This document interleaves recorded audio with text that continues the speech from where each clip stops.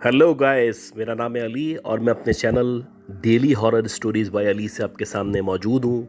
मुझे वही उम्मीदें हैं कि आप जहाँ भी होंगे दुनिया में खैरियत से होंगे, खुश होंगे और आपकी ज़िंदगी बड़ी अच्छी चल रही होगी। तो अगर किसी ने भी किसी भी वजह से मेरे चैनल को सब्सक्राइब नहीं किया, वो इसको सब्सक्राइब कर ले, लाइक करे और अगर हो सके तो अपनी कम्युनिटी में, अपने सर्कल में, अपनी क्लास में, अपने फेलोज़ के अंदर शेयर करें। गाइस, आज की जो स्टोरी है ये बहुत ही इंटरेस्टिंग स्टोरी है, बहुत ही वियर्ड स्टोरी है और ये जो स्टोरी है बहुत खौफनाक स्टोरी है। और मैं कोशिश करूँगा कि जिन साहिबा ने ये स्टोरी मुझे शेयर की है मैं उनकी ही ज़बानी आपको बता सकूं और वैसे ही प्रेजेंट कर सकूं। ये बताती हैं कि मेरा नाम आलिया है और मेरी रिहाइश कराची में है। कराची में एक इलाका है मलीर, मैं वहीं पे रहा करती हूँ। मेरे जो दादा थे वो आर्म फोर्सेस में थे और जब उनकी आर्म फोर्सेस में ज्वाइनिंग हुई थी उसके बाद इनको एक घर मिला था जो मलीर कैंट के अंदर मौजूद था। ये बताती हैं कि जैसे जैसे टाइम गुजरता गया वैसे वैसे जो मेरे दादा थे उनकी प्रमोशन होती चली गई और इसी दौरानिए में उनके बहुत सारे बच्चे पैदा हुए। और जब मेरे फादर बड़े हुए, उनकी शादी का टाइम आया, तो जो मेरे दादा के पास घर मौजूद था वो एक बड़ा घर था।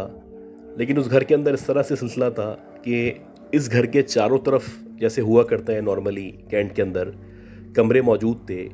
उन कमरों के बाहर पार्क मौजूद था छोटा सा।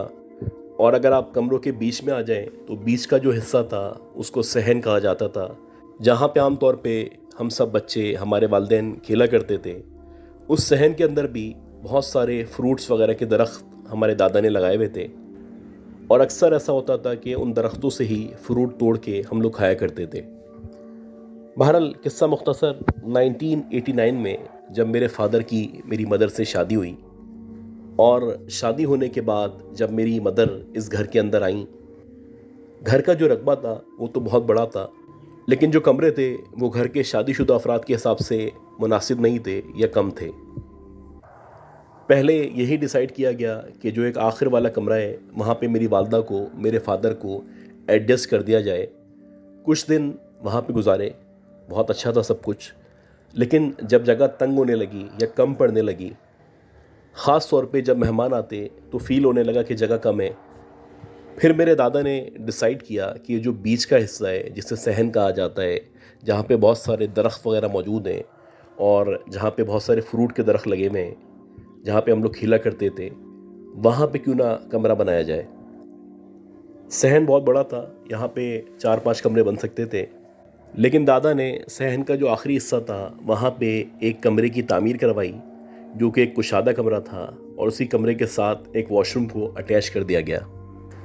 जब इस कमरे की तामीर की गई तो उस तामीर के होते ही कुछ महीने के अंदर अंदर इनके जो एक चचा थे उनकी सडन डेथ हो गई। वो बहुत जवान थे, यंग थे, हैंडसम थे, इवन के फिट भी थे। लेकिन अल्लाह जाने एकदम से उनको क्या हुआ कि देखते ही देखते 1 से 1.5 महीने के अंदर अंदर उनका इंतकाल हो गया। और जब चचा का इंतकाल हुआ तो सारा का सारा जो घर था बहुत अपसेट था, बहुत परेशान थे कि एकदम से ऐसा क्यों हो गया, कैसे हो गया, और ये एक्सेप्टेबल नहीं था। लेकिन जैसे अल्लाह की मर्ज़ी, चचा के इंतकाल के बाद जो मेरे फादर थे वो यूएई चले गए और वहाँ पे एक अच्छी फर्म में उनको जॉब ऑफ़र कर दी गई। मेरे फादर अकेले यूएई गए थे। मेरी मदर और हम जो 2-3 बच्चे थे वो यहीं अपने दादा के घर में मौजूद थे। हम यहीं पे बड़े हो रहे थे, यहीं पे स्कूलिंग हासिल कर रहे थे, यहीं पे सारे मामला चल रहे थे।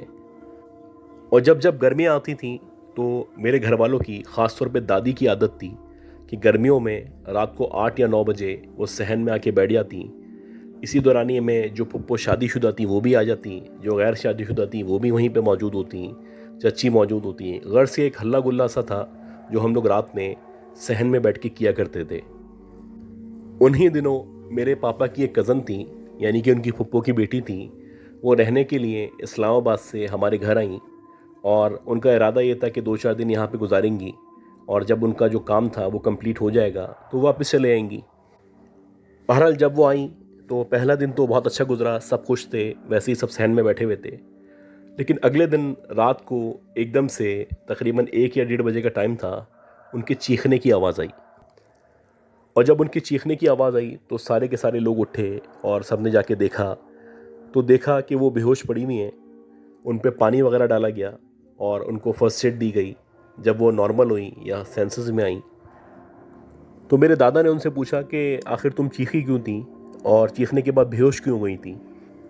वो बहुत ज़्यादा घबराई हुई थी, पहले इग्नोर करने लगी या अवॉइड करने लगी कि ना बताएं।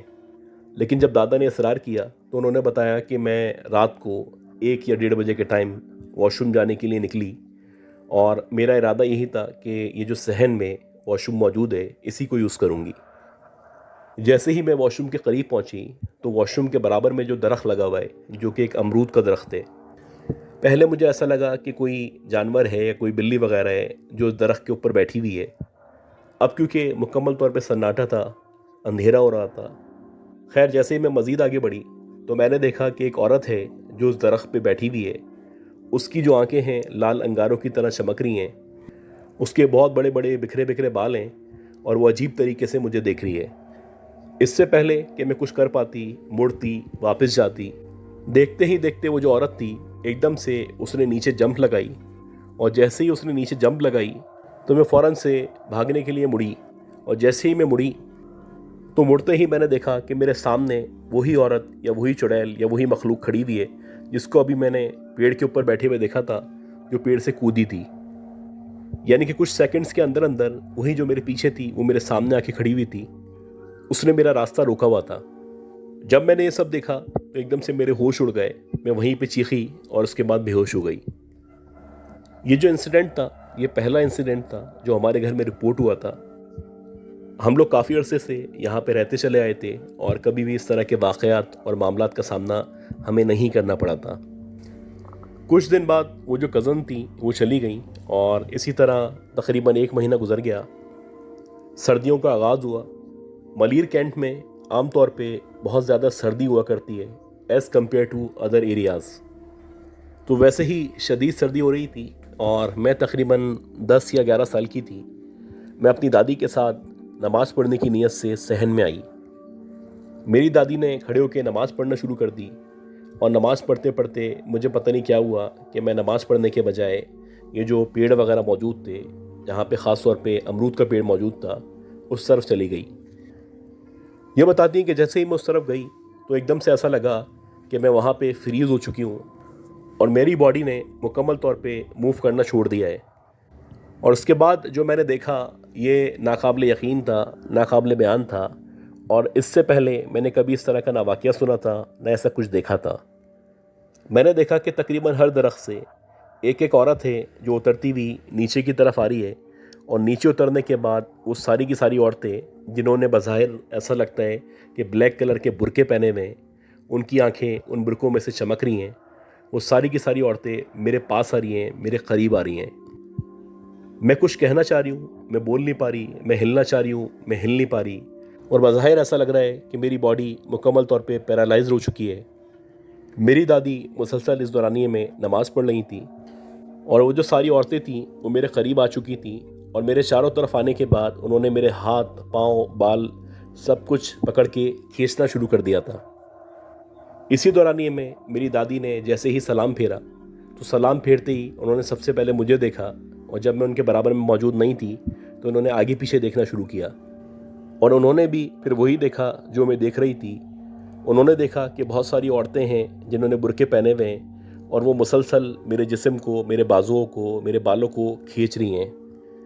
जैसे ही मेरी दादी ने ये देखा तो फ़ौरन से वो उठ के मेरी तरफ भागी, मेरी तरफ लपकी और उन्होंने ज़ोर ज़ोर से आयतल कुर्सी पढ़ना शुरू की। और जैसे ही मेरी दादी ने आयतल कुर्सी पढ़ना शुरू की वैसे ही वो जो औरतें थीं, जो बुरका पोश औरतें थीं या जो भी वो चुड़ैलें थीं या दीगर मखलूक़ात थीं, उन्होंने ज़ोर ज़ोर से चीख के भागना शुरू किया और वापस उन्हीं दरख्तों के ऊपर वो जाके गायब हो गईं जिन दरख्तों से वो उतर के मेरे पास आई थीं। ये जो वाक़या था ये बहुत ही हिला देने वाला वाक़या था और ये जो वाक़या था उसके विटनेस मैं भी थी और मेरी दादी भी थी। खैर, ये जो वाक़या हुआ उसके बाद जो मेरे दादा थे उन्होंने जो करीबी मस्जिद थी उसके इमाम साहब से रब्ता किया और उसके इमाम साहब को अपने साथ लेके घर में आए। वो जो इमाम साहब थे जब वो घर में आए तो उस वक्त मेरे जिस्म में एक एक हिस्से में शदीद दर्द हो रहा था और मुझे ऐसा लग रहा था कि मेरे पाँव में, हाथ में, पेट में, गर्दन की गर्दन पे और सर में शदीद दर्द हो रहा है। वो इमाम साहब जब हमारे घर में आए तो उन्होंने इस पूरे घर का जायज़ा लिया और जायज़ा लेने के बाद वो मेरे दादा को लेके साइड में गए और साइड में जाने के बाद उन्होंने कुछ बातें की। हमारे दादा ने जो भी बातें उनसे की थी वो सारी की सारी बातें उस वक्त हमें नहीं बताई और उनके जाने के बाद हमारे दादा ने हम सबको कहा कि हम सबको 41 दिन तक कुछ आयत हैं जिनका रोज़ाना ज़िक्र करना है, नमाज़ें क़ायम करनी है और पाक साफ़ रहने की कोशिश करनी है। मेरी दादी ने मेरे दादा से पूछने की भी कोशिश की कि इमाम साहब ने ऐसा क्या बताया है, तो मेरे दादा ने उनको इग्नोर कर दिया और उनको बताने से गुरेज़ किया। खैर इसी तरह 2-4 दिन मज़ीद गुजर गए और जो भी इमाम साहब ने चीज़ें बताई थी वो सारी की सारी आयत वगैरह हम सब घर वालों ने पढ़ना शुरू कर दी। अभी हम ये आयत वगैरह पढ़ ही रहे थे कि 5वां या 6ठा दिन था। मेरे जो चाचू थे वो चीकू तोड़ने के लिए चीकू के दरख्त के करीब गए और जब उस दरख्त के करीब जाके इन्होंने चीकू तोड़ना शुरू किए तो शुरू में 1-2 चीकू आराम से तोड़ लिए, लेकिन जब वो तीसरा या चौथा चीकू तोड़ रहे थे तो उनकी नज़र दरख्त के बैक साइड पे जो एक दरख्त मौजूद था, जो कि शायद बेरी का दरख्त था, उस पे पड़ी। और जैसे ही उनकी नज़र उस दरख्त पे पड़ी तो उन्होंने देखा कि उस दरख्त के ऊपर एक औरत है जो बज़ाहिर ऐसा लग रहा है कि फांसी पे लटकी हुई है, यानी कि उस औरत के गले में एक रस्सी है, वो रस्सी ऊपर दरख्त पे बंधी हुई है और वो नीचे लटकी हुई है। और ना सिर्फ लटकी हुई है बल्कि मेरे चाचू को अजीब सी निगाहों से देख रही है या खौफनाक निगाहों से देख रही है। जैसे ही मेरे चाचू ने देखा तो उसी वक्त उनका हाथ छूटा और वो उस दरख्त से यानी चीकू के दरख्त से नीचे जाके गिरे। जैसे ही वो नीचे गिरे वो बेहोश हो गए और बाकी जो सारे घर वाले थे सबके सब लोग वहाँ पे जमा हुए। दादा आए, दादा ने उन पे दम दुरूद किया, फिर जाके वो होश में आए और मेरे चाचू की जो हालत थी वो फिर नॉर्मल हुई। ये बताती हैं कि उसके बाद जब हम सब घर वालों ने, ख़ास तौर में दादी ने दादा से इंसिस्ट करना शुरू किया या पूछना शुरू किया कि इस घर के अंदर ऐसा क्या मसला है जो एकदम से शुरू हुआ है और इस तरह की मखलूक़ात हमें नज़र आ रही हैं, तो फिर जाके दादा ने बताया। दादा ने कहा कि उस दिन जो इमाम साहब आए थे उन्होंने मुझे साइड में ले आके यही बताया था कि जिस घर में आप रहते हैं या जहाँ पे आप मौजूद हैं, ख़ास तौर पे आपका ये जो सहन का हिस्सा है, इस सहन के अंदर जितने भी दरख्त मौजूद हैं सारे के सारे दरख्तों पे 4-4, 5-5 जिन्नात मौजूद हैं और इन जिन्नात के अंदर कुछ जिन्नात अच्छे हैं, कुछ बुरे हैं। और आम तौर पे जब भी आप लोग सहन में आते हैं या यहाँ पे आके कोई इबादत वगैरह करते हैं या कोई तिलावत वगैरह करते हैं तो जो बुरे जिन्नात हैं वो गुस्सा करते हैं, वो आपको यहाँ से भगाने की कोशिश करते हैं या आपको नुकसान पहुँचाने की कोशिश करते हैं। जबकि जो दूसरे जिन्नात हैं जो कि पाक साफ़ हैं, जो कुछ पेड़ों पे मौजूद हैं, वो आपके इस अमल से खुश होते हैं और वो कोशिश करते हैं कि आपकी हिफाजत कर सकें। ये सुनने के बाद जो मेरी दादी थी या जितने भी लोग थे सारे के सारे शौक़ में चले गए और सबको अंदाज़ा हुआ कि ये जिस घर में रह रहे हैं या जहाँ पे रह रहे हैं या सूरत हाल कितनी ख़तरनाक है। बहरहाल ये जो घर था ये क्योंकि रिहाइश मिली हुई थी, इसको छोड़ तो सकते नहीं थे। यही डिसाइड किया गया कि यहीं पे रहेंगे और जो इमाम साहब ने बताया है, जो कुछ बातें उन्होंने बताई हैं पढ़ने के लिए, वो पढ़ेंगे और जैसे जैसे उन्होंने कहा है वैसे करेंगे। 41 डेज़ तक मुसलसल वो सारी आयत वगैरह पढ़ी गई, वो कुछ किया गया जो इमाम साहब ने बताया था और उस पर अमल किया गया। ये बताती है कि 41 डेज़ जब पूरे हो गए तो उसके बाद अल्हम्दुलिल्लाह एक सुकून महसूस हुआ और लगने लगा कि इस घर में हालात नॉर्मल हैं या सारे मामलात बेहतर हैं। इसी तरह 2-3 महीने मज़ीद गुजर गए, सब अच्छा था, सब नॉर्मल था कि 2-3 महीने के बाद एक दफ़ा रात के तकरीबन 12:30 बजे या 1 बजे का टाइम था, मेरी फुप्पो अपनी दोस्त की शादी में गई हुई थी। हम सब लोग वेट कर रहे थे कि कब उनकी जो शादी है वो ख़त्म हो और वो वापस आएँ। इसी दौरानिए में मेरी मदर को महसूस हुआ कि उनको वॉशरूम जाना चाहिए, लिहाजा वो वॉशरूम जाने के लिए कमरे से निकली। जैसे ही वो कमरे से बाहर निकली तो उन्होंने देखा कि वही फुप्पो जो शादी में गई हुई थी या जिसका हम वेट कर रहे थे, वो सामने जो बादाम का दरख्त मौजूद है उस दरख्त के नीचे खड़ी हुई हैं। उन्होंने अपने बाल खोले हुए हैं और मुसलसल वो टहनी की तरफ या शाखों की तरफ देख रही हैं। जब मेरी मदर ने मेरी फुप्पो का ये बिहेवियर देखा तो बड़ी हैरान हुई। पहले तो वो सोचने लगी कि फुप्पो कब आई, चलो हो सकता है वो आ गई हो, हमें पता ना चला हो। अब आ भी गई हैं तो ये पेड़ के ऊपर क्या देख रही हैं, इन्होंने बाल क्यों खोले हुए हैं, हालांकि सबको पता है कि यहाँ पे इस तरह के असरात मौजूद हैं या मौजूद थे। तो आखिर ये बाल खोलने के बाद इस पेड़ के नीचे क्या कर रही हैं और ऊपर ऐसा क्या है जो इनको नज़र आ रहा है।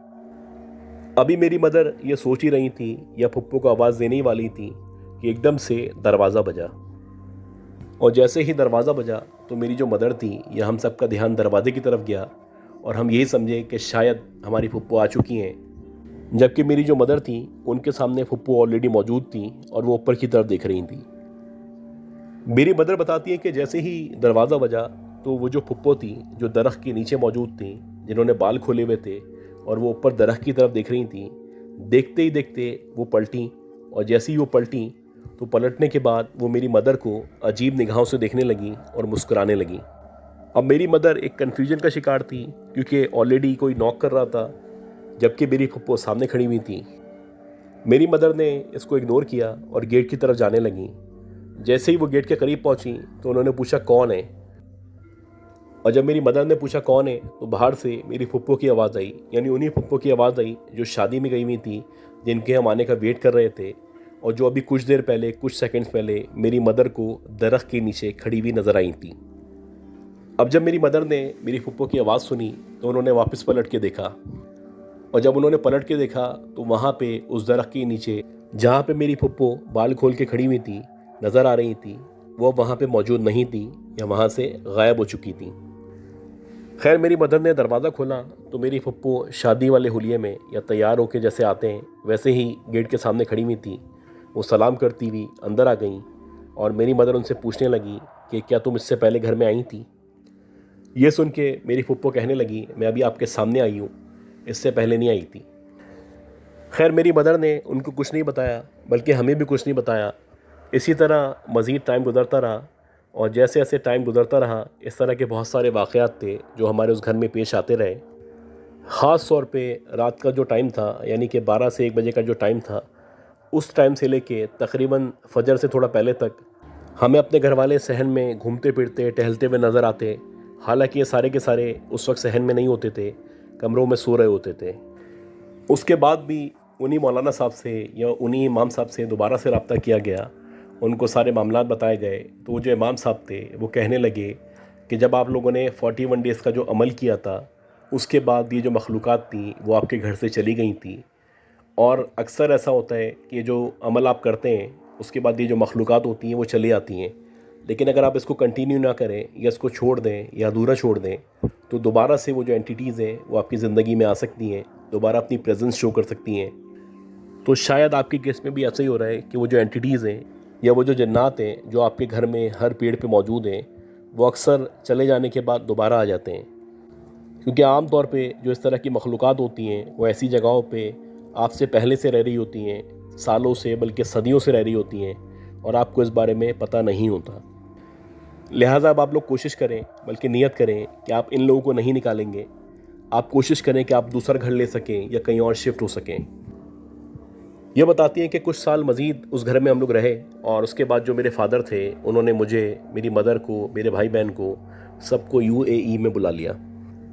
और जब से हम लोग UAE में गए उसके बाद से इतने वाक़यात पेश नहीं आए, लेकिन कुछ अरसे बाद दादा ने भी घर चेंज कर लिया था और जो नया घर था वहाँ पे इस तरह के वाक़यात पेश नहीं आते थे। तो गाइस, अगर आपने अभी तक इस स्टोरी को या अपलोड को लाइक नहीं किया तो उसको लाइक कर दें, शेयर करें और दुआ करें कि अल्लाह ताला हम सबको सेहत दे, ज़िंदगी दे, हम सब के लिए आसानी हो। मैं उम्मीद करता हूँ ये स्टोरी आपको पसंद आई होगी और मैं वेट करूँगा आपकी मज़ीद स्टोरीज़ का। इसी तरह जुड़े रहें, इसी तरह सपोर्ट करते रहें और इसी तरह कोऑपरेट करते रहें। इंशाअल्लाह हम लोगों के लिए आसानी होगी और हम लोग कामयाब हो जाएंगे। अगली स्टोरी तक के लिए अपना ख्याल रखिएगा, दुआ में याद रखिएगा। अल्लाह हाफ़िज़।